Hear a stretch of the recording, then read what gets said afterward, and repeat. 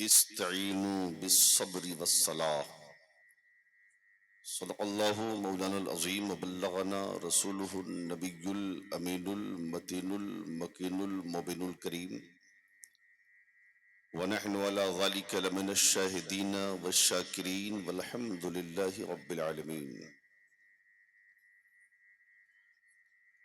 حضور پیر طریقت،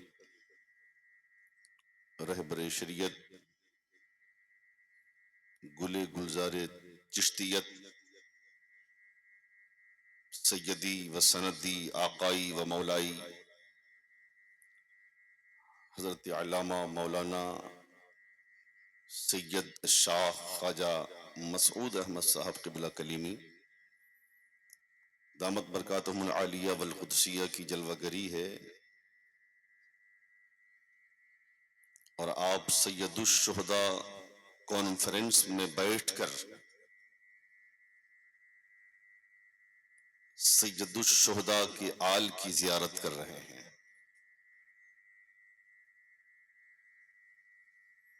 سنتے تھے کہ لوگ ٹھنڈی میں ٹھنڈے ہو جاتے ہیں، لیکن 10 محرم کو اتنی گرمی میں سنی ٹھنڈا ہو جائے، یعنی ٹھنڈے ہو گئے تو سبحان اللہ.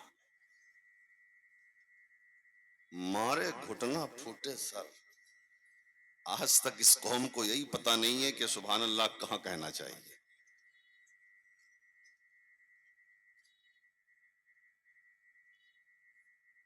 بہت ساری جگہ ایکسیڈنٹ ہو رہے ہیں،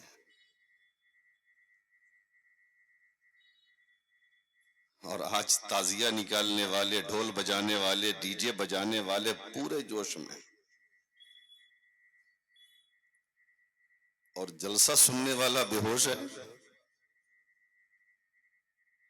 ذرا ان لچوں اور لفنگوں کو کہہ دو کہ ہم سچے حسینی ہیں اس لیے کہ ہم حسین کا ذکر سن رہے ہیں. ذرا سا بیدار ہوئیے. میں خاموشی کے ماحول میں جلدی تقریر نہیں کرتا، اور اب نہیں جاگو گے تو کب جاگو گے؟ وہ لوگ بولنے لگے جنہیں بولنا نہیں آتا تھا، اور جنہیں بولنا آتا ہے وہ خاموش ہو گئے. اس لیے گرمی بہت زیادہ ہے، لیکن یہ تو دیکھ رہے ہیں نا کہ آپ سید الشہداء کانفرنس میں بیٹھے ہیں، تو بیداری لائیے. حضرت کے حکم کی تعمیل کرتے ہوئے بہت لمبا خطاب نہیں ہوگا، لیکن جو ہوگا انشاءاللہ اچھا ہوگا. اور میں چاہوں گا کہ تاریخ کربلا کا کچھ حصہ، کچھ چیپٹر اس جلسے کے مناسبت سے آپ کے سامنے پیش کر دوں.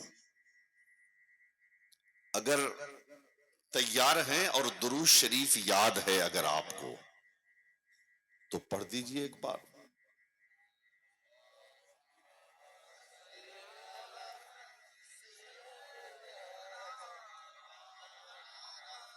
اللہ رب محمد صلی اللہ علیہ وسلم، نحن عباد محمد صلی اللہ علیہ وسلم، صلاۃ و سلام علیک یا رسول اللہ، صلاۃ و سلام علیک یا حبیب اللہ صلی اللہ تعالی علیہ وسلم.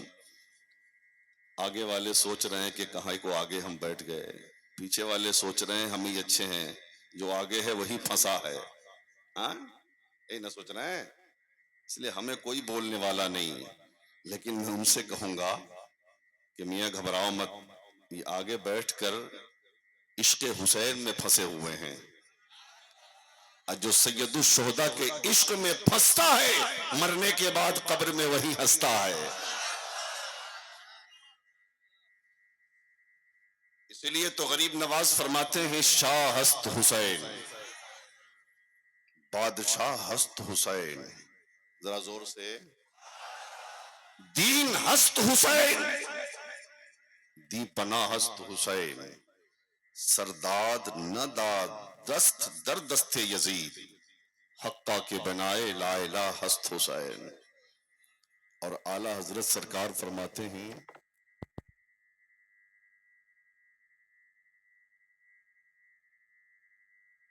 درود شریف کا ورد بھی ہو گیا، کہہ دیں سبحان اللہ۔ اعلیٰ حضرت سرکار کہتے ہیں سرتاب قدم ہے تنے سلطان زمن پھول۔ ذرا ان بزرگوں سے بھی کہوں گا آپ بھی دعا دے دیجیے، یہ پورا مالدے کا دل اور جگر یہاں بیٹھا ہے۔ اللہ کی سرتاب قدم ہے تنے سلطان زمن پھول، لب پھول، دہن پھول، زخن پھول، بدن پھول، اور کیا بات رضا اس چمنستان کرم کی، کیا بات رضا اس چمنستان کرم کی، زہرا ہے کلی جس میں حسین اور حسن پھول، زہرا ہے کلی جس میں حسین اور حسن پھول۔ اور یہی تک اعلیٰ حضرت نے نہیں چھوڑا، آگے کہتے ہیں تیری نسل پاک میں ہے بچہ بچہ نور کا، تیری نسل پاک میں ہے بچہ بچہ نور کا، تو ہے عین نور تیرا سب گھرانہ نور کا، تو ہے عین نور تیرا سب گھرانہ نور کا۔ اور ایک شعر سنو، لہو میں رنگ ہے باقی تو کربلا چلیے، لہو میں رنگ ہے باقی تو کربلا چلیے، اگر ہے خون میں گرمی تو کربلا چلیے، لہو میں رنگ ہے باقی تو کربلا چلیے، اگر ہے خون میں گرمی تو کربلا چلیے، نبی کے نام پر دریا بہا رہے ہیں حسین، نبی کے نام پر دریا بہا رہے ہیں حسین، کسی کو چاہیے پانی تو کربلا چلیے، کسی کو چاہیے پانی تو کربلا چلیے۔ قتل حسین اصل میں مرگ یزید ہے، اسلام زندہ ہوتا ہے ہر کربلا کے بعد۔ میں آپ کے ساتھ اپنے علماء سے بھی سمرتھن چاہوں گا، یہ نہیں کہوں گا کہ نعرہ لگائیں، لیکن دعا تو دیں گے۔ علامہ بیٹھے ہوئے ہیں، یہ دعا دے رہے ہیں، مکمل مسکرا رہے ہیں، ماشاءاللہ۔ ہاں اب ذرا توجہ میری طرف رہے، دیکھیے لائٹ آ گئی ماشاءاللہ۔ ہاں ذرا زور سے بولے یا حسین۔ اسلام کی حقانیت کے لیے، قرآن کی بقا کے لیے، تھوڑا ایک کو کم کر دو میاں، کہاں ہے مائک والے، تھوڑا ایک کو کم کر دو اس کا۔ اچھا سنیے، وہ آ جائیں گے، کم ہو جائے گا۔ اسلام کی حقانیت کے لیے، قرآن کی صداقت کے لیے، شریعت کے تحفظ کے لیے، اللہ کی رضا کے لیے، مصطفیٰ کی خوشنودی کے لیے جو مرد مجاہد میدان جہاد میں اپنی گردن کٹوا دیتا ہے اسے شہید حقیقی کہا جاتا ہے، اسے شہید کہا جاتا ہے۔ جو اپنی جان دے دیتا ہے اسے شہید کہا جاتا ہے۔ لیکن ہمارا عقیدہ ہے کہ شہید مارا ضرور جاتا ہے لیکن شہیدوں کو درد کا احساس نہیں ہوتا، شہید کاٹا ضرور جاتا ہے لیکن شہیدوں کو درد کا احساس نہیں ہوتا، شہیدوں کی ہڈیاں ضرور ٹوٹتی ہیں لیکن شہیدوں کو درد کا احساس نہیں ہوتا، شہیدوں کے جسم پہ گھوڑے ضرور دوڑتے ہیں لیکن شہیدوں کو درد کا احساس نہیں ہوتا، شہیدوں کے جسم کے ٹکڑے ضرور کیے جاتے ہیں لیکن شہیدوں کو درد کا احساس نہیں ہوتا۔ ایک جگہ جب میں نے اس بات کو بیان کیا تو مجمع سے ایک شخص کھڑا ہو گیا اور کھڑا ہو کے کہنے لگا، مولانا جب ایک انسان میدان کارزار میں جاتا ہے اور جانے کے بعد جب مقابلہ ہوتا ہے اور شہادت کی منزل سے ہمکنار ہوتا ہے تو اس کی حالت یہ ہوتی ہے، کبھی اس کا ہاتھ کٹتا ہے، کبھی اس کا پیر کٹتا ہے، کبھی اس کی گردن کٹتی ہے، کبھی اس کے جسم کے ٹکڑے ہوتے ہیں، کبھی اس کے جسم پہ گھوڑے دوڑائے جاتے ہیں، اور آپ کہتے ہیں شہیدوں کو درد کا احساس نہیں ہوتا۔ یہ کون سا فلسفہ ہے ہاتھ کٹ گیا درد کا احساس نہ ہو، پیر کٹ گیا درد کا احساس نہ ہو، گردن کٹ گئی درد کا احساس نہ ہو، جسم کے ٹکڑے ہو گئے درد کا احساس نہ ہو، جسم کو چھلنی کر دیا گیا درد کا احساس نہ ہو، جسم سے لہو بہا دیا گیا درد کا احساس نہ ہو۔ میں نے کہا مالدہ والو میرا معاملہ حل ہو گیا۔ میں تمہیں دنیاوی مثال سے سمجھانا چاہتا ہوں کہ تمہارے پیر میں کوئی زخم نکل گیا جسے اپنی زبان میں آپ پھوڑا کہتے ہو، وہ چھوٹا سا تھا، آہستہ آہستہ بڑھتا ہوا بڑا ہو گیا۔ ایک دن کسی دوست نے کہا میاں تمہارا زخم بہت بڑا ہو گیا ہے، تمہارا پھوڑا بہت بڑا ہو گیا ہے، ایسا کرو مالدہ کے کسی بڑے سرجن سے دکھلاؤ، کسی ڈاکٹر سے دکھلاؤ، کہیں ایسا نہ ہو یہ تمہارا زخم تمہاری جان کے لیے خطرہ بن جائے۔ آپ مالدہ کے بہت بڑے ڈاکٹر کے پاس گئے اور ڈاکٹر کے پاس جانے کے بعد آپ نے ڈاکٹر سے کہا ڈاکٹر صاحب میرے زخم کو دیکھیے نا، کوئی دوا دے دیجئے، بڑی تکلیف ہو رہی ہے، تکلیف کا ازالہ ہو جائے، میرا زخم ٹھیک ہو جائے، میرا پیر سلامت رہ جائے۔ ڈاکٹر نے معائنہ کیا، معائنہ کرنے کے بعد کہا میاں دوا سے تمہارا پیر صحیح نہیں ہوگا۔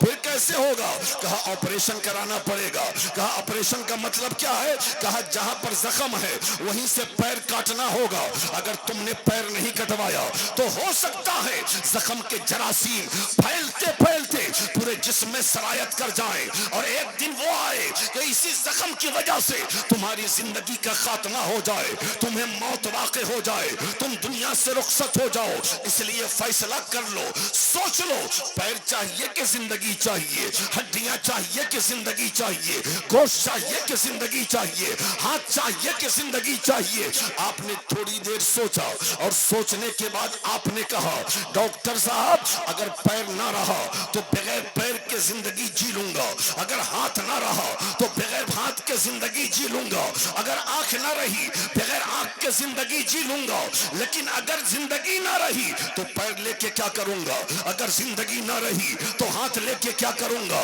اگر زندگی نہ رہی تو یہ جسم کے اعضاء لے کے کیا کروں گا۔ اس لیے ڈاکٹر صاحب میرے پیر کو کاٹ دیجئے۔ تاریخ متعین ہو گئی، وقت مقررہ پہ آپ پہنچ گئے، ڈاکٹر آپ کو آپریشن روم میں لے گیا، لے جانے کے بعد آپ کے پیر کو کاٹنے سے پہلے اس نے آپ کو انجیکشن دیا، اس نے آپ کو دوا کھلایا، آپ کی جگہ کو سن کیا، اس کے بعد آپ کے پیر کو کاٹ دیا گیا، آپ کی ہڈیاں کٹ گئی، آپ صحیح سلامتی کے ساتھ صحت یاب ہو کر ہاسپٹل سے اپنے گھر آ گئے۔ ایک دن مجھ سے آپ کی ملاقات ہوئی، دعا سلام کے بعد میں نے خیریت پوچھا، آپ نے کہا الحمدللہ اچھا ہوں۔ میں نے کہا میاں پیر کٹ گیا؟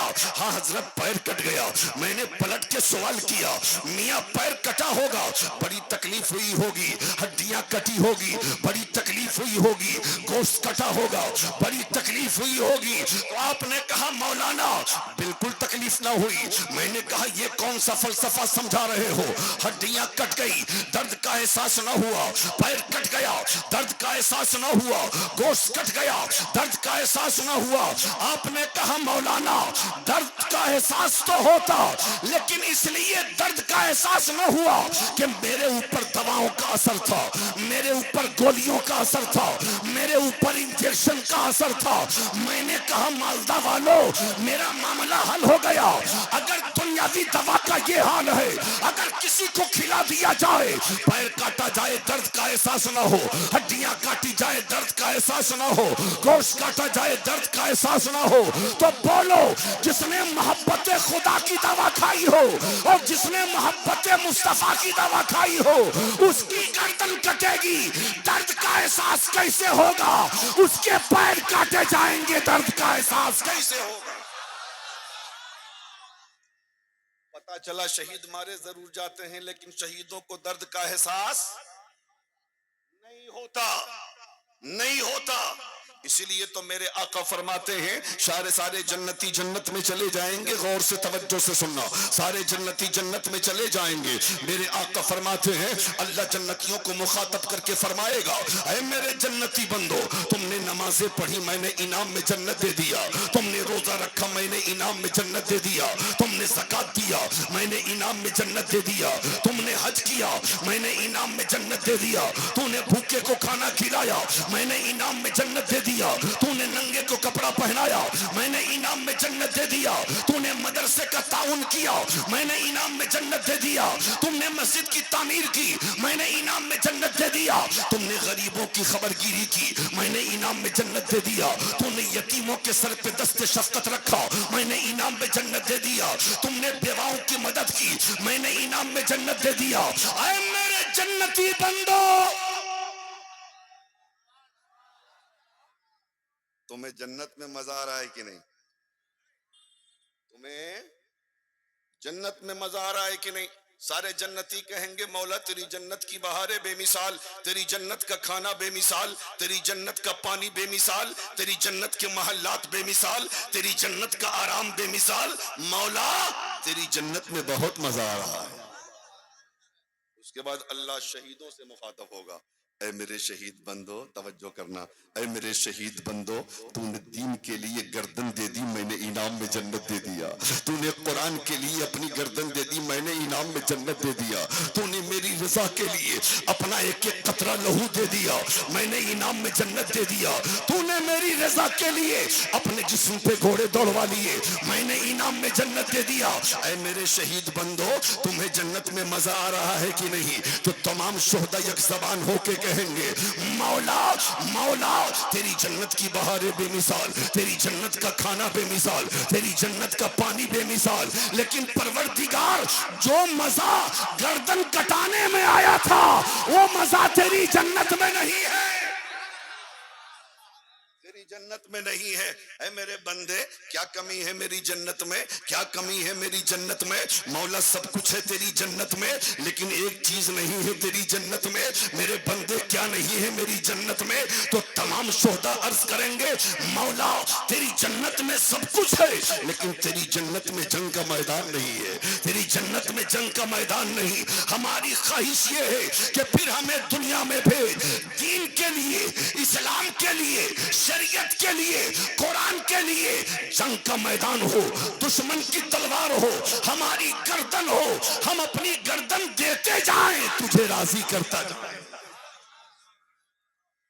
یہ تو عام شہداء کا معاملہ ہے، لیکن بتاؤ جو سید الشہداء ہو ان کا مقام کیا ہوگا، جو نواسۂ مصطفیٰ ہو ان کا مقام کیا ہوگا، جو علی کا نور نظر ہو ان کا مقام کیا ہوگا، جو فاطمہ کا لخت جگر ہو ان کا مقام کیا ہوگا۔ ارے جب ان کے گدا بھر دیتے ہیں شاہان زمانہ کی جھولی، محتاج کا جب یہ عالم ہے، مختار کا عالم کیا ہوگا۔ اچھا آپ یہ بتاؤ کہ کربلا کا کچھ حصہ سنو گے؟ آپ سنو گے؟ تقریر مختصر ہونی ہے، اس لیے سوچتا ہوں کہ تھوڑا سا سنا دوں، چونکہ یہ سید الشہداء کانفرنس ہے۔ حضرات، 10 محرم کی تاریخ جو آج گزری ہے، علی اکبر بھی شہید ہو گئے، قاسم بھی شہید ہو گئے، اون و محمد بھی شہید ہو گئے، امام اصغر بھی شہید ہو گئے، عباس کا بازو بھی کٹ گیا، جان سارا نے حسین بھی شہید ہو گئے۔ سب سے اخیر میں اب باری آئی ہے سید الشہداء کی۔ اپنے نانا کا امامہ باندھا ہے حسین نے، اپنے نانا کا جبہ پہنا ہے حسین نے، حضرت امیر حمزہ کی تلوار، اپنے بابا علی کی تلوار، حضرت امیر حمزہ کا نیزہ، حضرت جعفر طیار کی ڈھال سجائی ہے حسین نے۔ اور اسی درمیان یزیدیوں میں باتیں ہونے لگی، لگتا ہے حسین تھک گئے۔ علی اکبر کا جنازہ اٹھا کر حسین ٹوٹ گئے ہیں، قاسم کا جنازہ اٹھا کر حسین کمزور ہو گئے، اصغر کا جنازہ دیکھ کر حسین کے حوصلے پست ہو گئے، عباس کا جنازہ دیکھ کر حسین کا دل ٹوٹ گیا ہے۔ ہو سکتا ہے حسین یزید کی بیعت کر لیں۔ یہ آپس میں مشورہ، وہ لوگ آپس میں باتیں کر رہے ہیں۔ امام گئے، حضرت امام حسین سب سے پہلے خیمہ زینب میں گئے، اور جانے کے بعد کہتے ہیں، اے بیٹی میری بہن زینب، آخری बार अपने भैया का दीदार कर लो, फिर कभी हुसैन का चेहरा निगाहों के सामने नहीं आएगा। आखिरी दीदार कर लो। हजरत ज़ैनब ने मुख्तसर तौर पर, सुन लो मियाँ, हजरत ज़ैनब ने अलविदा कहा। उसके बाद हजरत शहरबानों से कहते हैं, ऐ शहरबानों, तुमने महल छोड़कर गरीबी की जिंदगी गुजारी है, हर मोड़ पे तुमने मेरा साथ दिया है। अब हुसैन तेरा जा रहा है मैदान करबला में, आखिरी बार अपने हुसैन को देख लो। उसके बाद आबिदे बीमार यानी सैयद सज्जाद के खेमे में गए, देखा 14 साल का कड़ियल जवान बेहोश बुखार की शिद्दत में चारपाई पे लेटा है। हुसैन ने दामने रहमत की हवा दी अपने लाल को। हजरत ज़ैनुल आबिदीन ने आंखें खोल दी।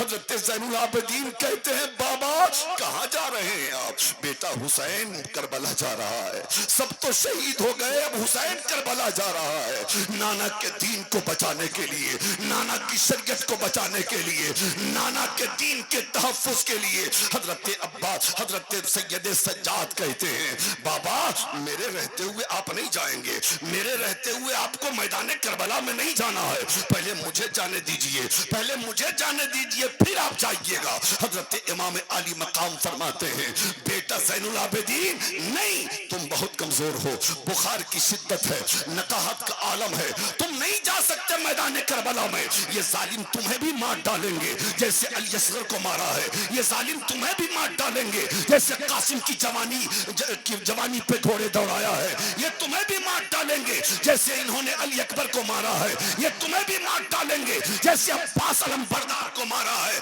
तुम्हें नहीं जाना है। हजरत अब्बा, हजरत सैयद सज्जाद लाठी लेकर उठना चाहते थे, कमजोरी इतनी थी, फिर बेहोश होकर गिर गए। हजरत इमाम अली मकाम ने सूरह फातिहा पढ़ा है और पढ़ने के बाद अपने बेटे को दम किया और कहते हैं, इमाम ऐ मेरे लाल सैयद सज्जाद, बाप तेरे जज्बात की कदर करता है, लेकिन तुझे मैदान करबला में नहीं जाना है। अगर तुम भी चले गए तो सकीना का ख्याल कौन करेगा? अगर तुम भी चले गए तो फूफी ज़ैनब का ख्याल कौन करेगा? अगर तुम भी चले गए तो अम्मी शहरबानों का ख्याल कौन करेगा? अगर तुम भी चले गए तो बोलो इस काफिले को मदीना लेके कौन जाएगा? और सबसे बड़ी बात यह है कि मुस्तफा जाने रहमत की नस्ल पाक तुम्ही से चलने वाली है, तुम्ही से चलने वाली है।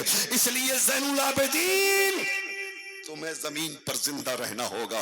ऐ मालदा वालों, पता है आज पूरी दुनिया में जितने सादात हैं, आज पूरी दुनिया में जितने सैयदों को आप देख रहे हैं, जितने आले रसूल आपको नजर आ रहे हैं, ये सब हजरत ज़ैनुल आबिदीन की नस्ल पाक से। समझ रहे हैं? हजरत इमाम ने सबको अलविदा कहा, मुख्तसर तौर पर घोड़े पे सवार हो गए, घोड़े पे सवार होकर मैदान करबला की तरफ चलने लगे। घोड़ा आगे बढ़ने को तैयार नहीं, घोड़ा आगे बढ़ने को तैयार नहीं।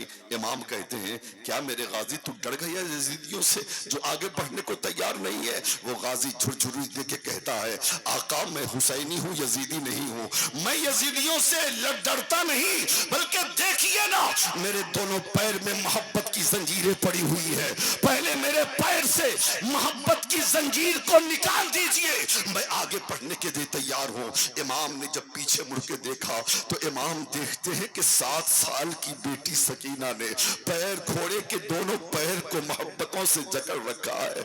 अब घोड़ा आगे बढ़े तो बढ़े कैसे? इमाम घोड़े से बाहर नीचे आते हैं, अपनी बेटी को सीने से लगाया और लगाने के बाद कहा, बेटी मैदान करबला में तेरे बाप को जो शहादत की लाजवाल दौलत मिलने वाली है, उस शहादत की लाजवाल दौलत से अपने बाप को बेटी महरूम ना करो, जाने दो मुझे करबला के मैदान में। हजरत सैयदा सकीना कहती है, बाबा अली अकबर गए तो ये दिल में ख्याल था कि बाबा जिंदा हैं, कासिम गए तो ख्याल था कि बाबा जिंदा हैं, चचा अब्बास गए तो ख्याल था कि बाबा जिंदा हैं, सब कट गए तो ये दिल में ख्याल था कि बाबा जिंदा हैं। बाबा आप कट गए तो मेरी उम्मीदों की तकमील कौन करेगा? आप कट गए तो मेरी तमन्नाओं की तकमील कौन करेगा? आप कट गए तो मैं बाबा کسے کہوں گی؟ بابا آپ میدان میں مت جاؤ. حضرت سیدہ سکینہ سے امام کہتے ہیں بیٹی تو صابر کی بیٹی ہے، صبر کرنا ہوگا، تو صبر کرنا ہوگا. حضرت امام عالی مقام نے محبت سے بیٹی کو سینے سے لگایا ہے اور لگا کے کہا بیٹی جانے دی، اجازت دے. بیٹی نے اجازت دی اور اجازت دیتے ہوئے کہا تھا حضرت سیدہ سکینہ نے، اے میرے بابا، میں یتیمی کا داغ لے کے تو دنیا میں جی لوں گی، لیکن میدان کربلا میں مصطفیٰ کے دین کو یتیم نہیں ہونے دوں گی. اور آنے والی نسلوں کی بیٹیوں کو سکینہ نے پیغام دیا تھا، اے اسلام کی شہزادیوں، جب کبھی وقت آئے اسلام کی عظمت کے لیے، قرآن کی بقا کے لیے، شریعت کے تحفظ کے لیے، تو تم بھی اپنے باپ کو شہادت کا دولہا بنا کر میدان میں بھیج دینا، جیسے سکینہ نے اپنے باپ کو کربلا میں شہادت کا دولہا بنا کے بھیجا. اللہ اللہ. امام گئے تو عمر ابن سعد نے کہا حسین ابھی بھی وقت ہے، یزید کی بیعت کر لو تاکہ تمہاری زندگی بخش دی جائے. امام کہتے ہیں ظالم شرم نہیں آتی؟ اگر مجھے یزید کی بیعت کرنی ہوتی تو میں علی اکبر کی جوانی کو نہ لٹاتا. اگر مجھے یزید کی بیعت کرنی ہوتی تو قاسم کی جوانی پہ گھوڑے نہ دوڑواتا. اگر مجھے یزید کی بیعت کرنی ہوتی عباس کا بازو نہ کٹواتا. اگر مجھے یزید کی بیعت کرنی ہوتی تو میں مدینہ نہ چھوڑتا. مجھے یزید کی بیعت نہ کل قبول تھی اور نہ آج قبول ہے. تو کیا مشورہ کر رہے تھے یہ ظالم؟ سوچ رہے تھے کہ اب تو حسین جھک جائیں گے، لیکن جان نہیں رہے تھے یہ کہ ان کی رگوں میں حیدر کا خون ہے. انہوں نے دودھ پیا ہے خاتون جنت کا. امام نے اتمام حجت کے لیے آخری خطبہ دیا، اے یزیدیو اب میرا حق پہچانو، مجھے جانتے ہو تم، میں وہی ہوں جس کے لیے آقا نے خطبہ چھوڑا تھا، سجدہ کو لمبا کر دیا تھا. حضرت امام پاک نے اتمام حجت کے لیے خطبہ دیا اور خطبہ دینے کے بعد کہا اگر آج بھی کوئی، ابھی بھی کوئی میرے نانا کے دین کی حفاظت کے لیے میرے ساتھ آتا ہے تو حسین عباس کے قاتل کو بھی معاف کر دے گا، قاسم کے قاتل کو بھی معاف کرے گا، اکبر کے قاتل کو بھی معاف کرے گا، اور محمد کے قاتل کو بھی معاف کرے گا، اصغر کے قاتل کو بھی معاف کرے گا. میرے آقا حسین آپ کتنے بڑے سخی ابن سخی ہیں، آپ کریم ابن کریم ہیں.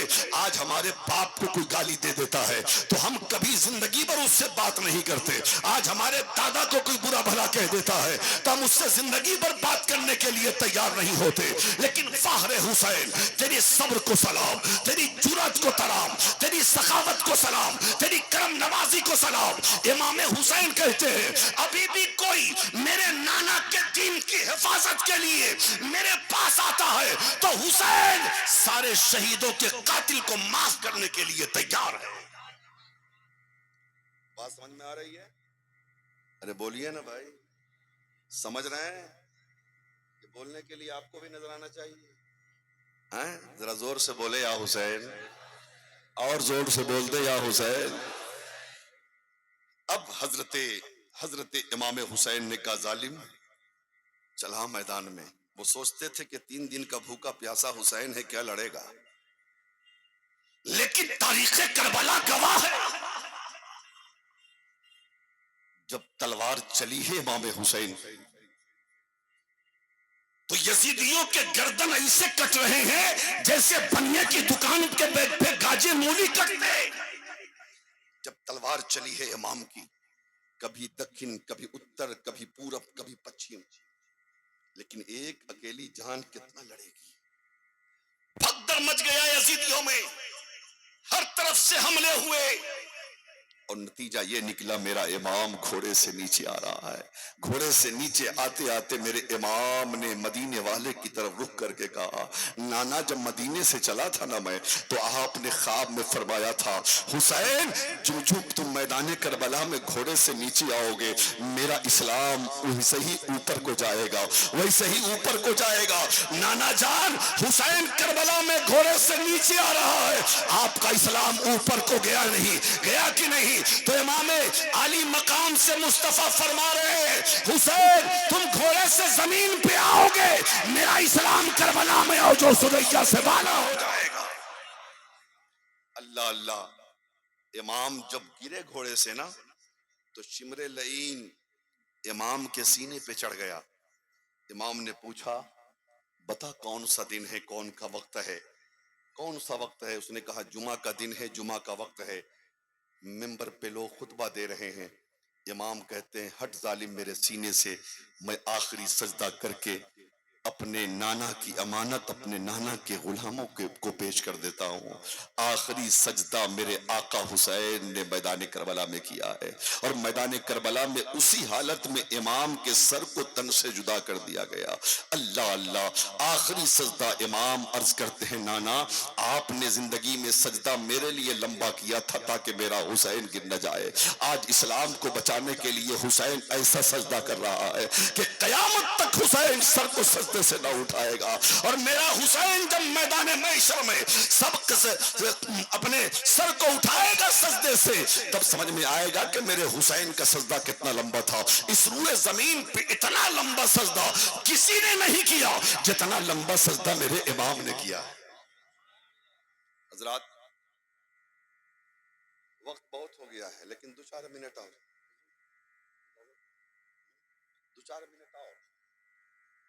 جنگ ختم ہو گئی۔ اب تو یزیدیوں کو مان جانا چاہیے تھا کہ چلو اب حسین کو میں نے قتل کر دیا، اب ختم معاملہ، لیکن ظلم کی حد دیکھو۔ کسی نے کرتے اتارے، ہاں خیمے جلا دیے گئے، لوٹ مار شروع، گنڈا گردی شروع، آتنک شروع، یہاں تک کہ سیدہ سکینہ کے کان میں جو بالیاں تھیں ان بالیوں کو بھی ظالموں نے چھین لیا۔ خیمے جلا دیے گئے، اور 10 یزیدی شہسواروں نے مل کر گھوڑے کی ٹاپوں سے شہدائے کربلا کی لاشوں کو توڑ دیا، ہڈیوں کو توڑ دیا۔ اتنا بڑا آتنک۔ آج ہم قبرستان جاتے ہیں تو کہا جاتا ہے کہ کسی قبر پہ پیر نہ پڑنے پائے، ہے نا؟ ادب کا تقاضا یہی کہ پیر کسی کا پڑے گا تو مرنے والے کو، قبر والے کو تکلیف ہوتی ہے، لیکن گھوڑے کی ٹاپوں سے جب شہدائے کربلا کی لاشوں کو پامال کیا گیا ہوگا، اب بتاؤ میرے آقا کو کتنی تکلیف ہوئی ہوگی۔ جب گردن حسین پر خنجر چلا ہوگا تو لب مصطفیٰ کو کتنی تکلیف ہوئی ہوگی۔ بہرحال شام ہو گئی، جسے شام آج والی جو شام ہے نا وہی شام غریبہ ہے۔ 10 محرم کے بعد مغرب کے بعد جو شام آئی ہے وہ شام غریبہ ہے۔ اسے درد و علم کی شام کہتے ہیں، اسے غم اور مصیبت کی شام کہتے ہیں۔ اب بتاؤ کسی کے گھر میں ایک میت ہو جاتی ہے اور جب شام کا سناٹا چھاتا ہے، کسی کو کھانا اچھا نہیں لگتا، کسی کو پانی اچھا نہیں لگتا، کسی کو نیند اچھی نہیں لگتی، لیکن بتا جس کا پورا خاندان لٹ گیا ہو، جس کا پورا خاندان کربلا میں کٹ گیا ہو، اور جس گھر میں صرف بچے ہو، صرف بیٹیاں ہو، صرف بیمار ہو، اور پھر چٹیل میدان کربلا کا 1800 کلومیٹر اپنے وطن مدینے سے دور ہو، بتاؤ ان کو کیسا لگا ہوگا، ان کی حالت کیسی ہوگی۔ آج ہمارے گھر کوئی مر جاتا ہے، ہمارا بیٹا مر جائے، ہمارا باپ مر جائے، ہمارا رشتہ دار مر جائے، پورا محلہ دلاسا دینے کے لیے ہے، پورا محلہ تسلی دینے کے لیے ہے، پورا محلہ حوصلہ بڑھانے کے لیے ہے، لیکن آج کربلا میں کوئی نہیں ہے جو سکینہ کا حوصلہ بڑھا سکے۔ آج کربلا میں کوئی نہیں ہے جو زینب کا حوصلہ بڑھا سکے۔ آج کربلا میں کوئی نہیں ہے جو شہر بانو کا حوصلہ بڑھا سکے۔ آج کربلا میں کوئی نہیں ہے جو زین العابدین کا حوصلہ بڑھا سکے۔ شام غریبہ آ گئی، شام غریبہ آ گئی۔ امام حسین کی شہادت کے بعد 7 دن تک آسمان سے خون برستا رہا، آسمان سے خون برستا رہا۔ مسجد بیت المقدس میں جس پتھر کو اٹھایا جاتا اس پتھر کے نیچے سے تازہ خون جاری ہوتا۔ آپ پچھم کی طرف ہر دن شام کو جو لالی دیکھتے ہیں نا جسے شفق کی سرخی کہتے ہیں، آپ کتاب اٹھا کے دیکھیں تو معلوم ہوگا کہ سانحہ کربلا سے پہلے، شہادت حسین سے پہلے وہ شفق کی سرخی نہیں تھی، بلکہ کربلا کی شہادت کے بعد، امام حسین کی شہادت کے بعد وہ آسمان میں لالی نظر آتی ہے، آسمان میں سرخی نظر نظر آتی ہے اور یہ سرخی قیامت تک رہے گی. ہم تو محرم میں حسین کو یاد کرتے ہیں, ہم 10 محرم کو امام کو یاد کرتے ہیں, لیکن شفق کی سرخی بتا رہی ہے اے حسینیو, حسین صرف محرم میں یاد کرنے والی ذات کا نام نہیں ہے, بلکہ حسین تو وہ ہے جنہیں ہر مہینہ یاد کیا جائے, ہر لمحہ یاد کیا جائے, سال کے 365 دن یاد کیا جائے. اور آسمان نے بتایا اے حسینیو میں روز اپنے آقا حسین کو یاد کرتا ہوں. شام ہو گئی تو یزیدیوں نے مشورہ کیا, میٹنگ کی کہ چلو جنگ ختم ہو گئی, بس یہ آخری بات ہے, سن لو, جنگ ختم ہو گئی. انسانیت کا تقاضا یہ ہے کہ ہم تو حسین سے جنگ جیت گئے, اس لیے اب انسانیت کے تقاضے کے اعتبار سے کھانا بھی جانا چاہیے حسین کے خیمے میں, اور پانی بھی زینب تک پہنچنا چاہیے. میٹنگ میں پاس ہو گیا, لیکن معاملہ یہ ہے کہ کون جائے گا سیدہ کے سامنے کھانا اور پانی لے کر؟ کس کی آنکھوں میں اتنی طاقت ہے کہ سیدہ کی نظر سے نظر ملا سکے؟ کسی نے مشورہ دیا حضرت حر کی بیوہ ہمارے پاس ہے, ان کو کہیں گے تو وہ لے کے جائیں گے. بلایا گیا, کہا ٹھیک ہے, وہ تو چاہتی تھی جلدی سے ظالموں کے چنگل سے نکل کر سیدہ کے قدموں میں جائیں.